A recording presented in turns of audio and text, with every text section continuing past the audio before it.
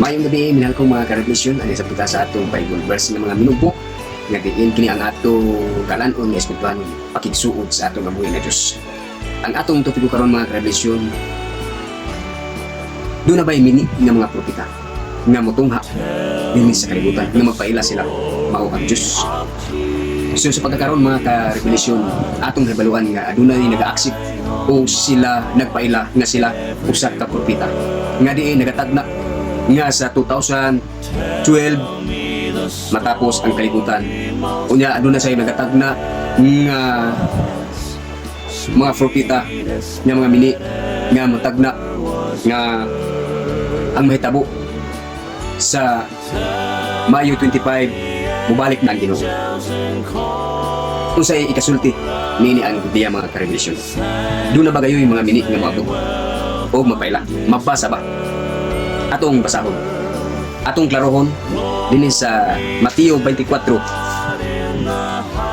versikulo 24 nagayon din kay mutungha ang mga mini nga Kristo o mga mini nga propeta o magapakitag dagkong mga ilhanan o nga katingalahan aron sa pagpahisalaag kung mahimo bisan pa sa mga pinili. So klaro mga karelasyon nga adunay mutungha nga mga mini o magpailad sa mga katawhan nga diin bisan pa sa mga pinili usab nga mga katawan sa Diyos mabiktima nila. Mao ni ang sulti nga mga bakak nga mga mini nga magatagna tapos na ang kalibutan 2012 o 2025 sa Mayo dunay pizza apan mga karelasyon dili ta magpailad niining hayalma kay ang tinuod nga Kristo tuwa sa langit mubalik makita sa tanang tao sa tibuok nga kalibutan. Busa mga karelasyon magmatngon ta sa mga propeta nga mga mini.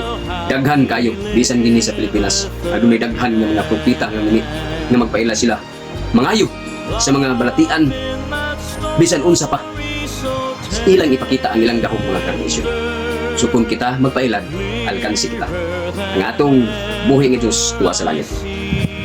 Kay lain kung doon na tayo mga problema itawag kung atong duolong si Jesus dili kanang mga mini nga mga propeta dili direkta sa atong buhi ni Diyos kaya kita dili ngayon mabiktima. So mao na itong minugbo nga member verse ning takna sa gabion magayon ang kaninyo ang gugma sa Diyos ug ang pakigdait ug ang kaluoy maana kaninyo ug sa makausa mangyabog kaninyo daghang salamat sa inyong pagpaminaw o God bless.